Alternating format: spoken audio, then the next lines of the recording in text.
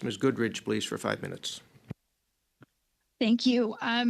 So, Minister, we had BC RCMP Assistant Commissioner Wilnig come into Health Committee about 6 months ago. He was talking about the very serious concerns about how 80% of the precursor chemicals used in fentanyl production are still legal and unregulated in Canada.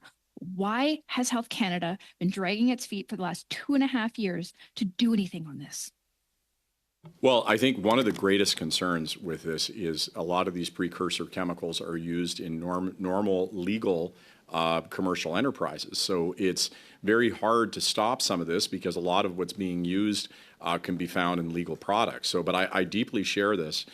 This is one of the things that's being worked on very actively now as we have a conversation with our American counterparts. How do we do this together? And I think a North America approach where we're working collaboratively across North America makes full and complete sense. So because the U.S. finally has said this is enough's enough, you are finally going to take action. You've been in government for 9 years. Why won't you actually take immediate action to make sure that Canadians are safe? Canadians are dying every single day. 22 Canadians are dying from addiction every single day under your watch. So the problem with fentanyl is that it is so insidious. It is so easy to manufacture, to hide, to send, and so it is so devastating. And we have absolutely been taking every action that we can to both block the precursors. I explained the complication with a lot of them being legal, and also to take action to stop the supply. That's nothing new about working with the United States.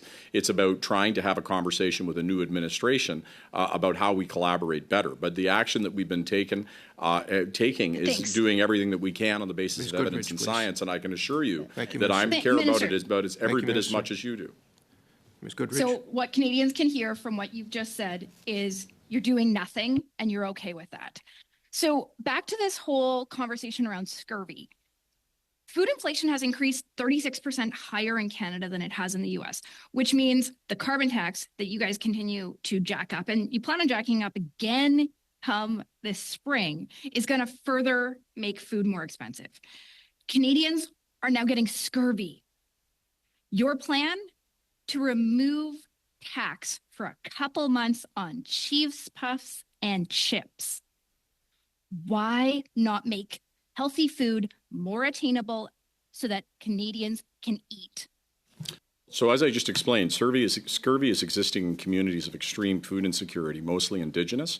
These people don't have cars. They're not driving around. They pay no carbon tax, but they do get a carbon rebate.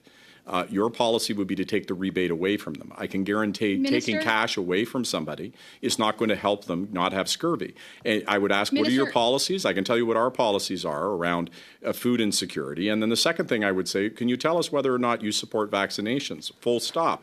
Because a lot of misinformation around vaccinations and a lot of misinformation around diseases cause problems. And I've been trying to say that we should have a unified view on these issues.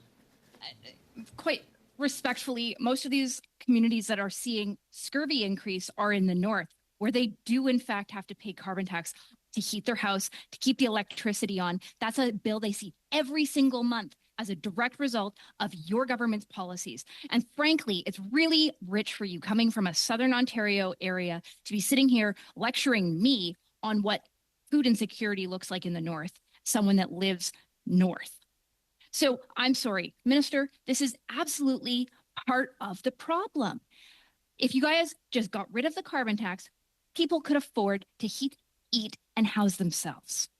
Why won't you take the carbon tax off?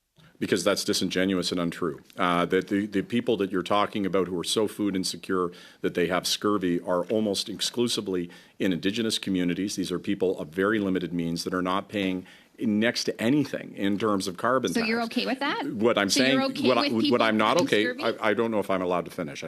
Yes, you are. If I'm allowed to finish, the point that I'm making is that these people get way more back in a rebate check that they can use for food insecurity. You would take that away from them. So in other words, you would, in terms of a price on pollution, you would eliminate the action on pollution and protecting our climate, and you would then take away money that they get where they would be left in an even more insecure situation. And I think that's disingenuous to saying somebody who's suffering that you're going to take away money that they need. Quick, just a what have you done to improve the people that are getting scurvy today. What has your government done to make sure that Canadians are not getting scurvy? Just a short Have you done answer, anything? Mr. Please. So the first thing is we've tripled investments in First Nations communities and are taking historic action in First Nations communities. Those are way over the levels that were there under the Conservatives. And I can tell you the number of boiled water advisories in those communities and poor health outcomes were much worse under Conservatives and would be again with the cuts that you would visit upon them.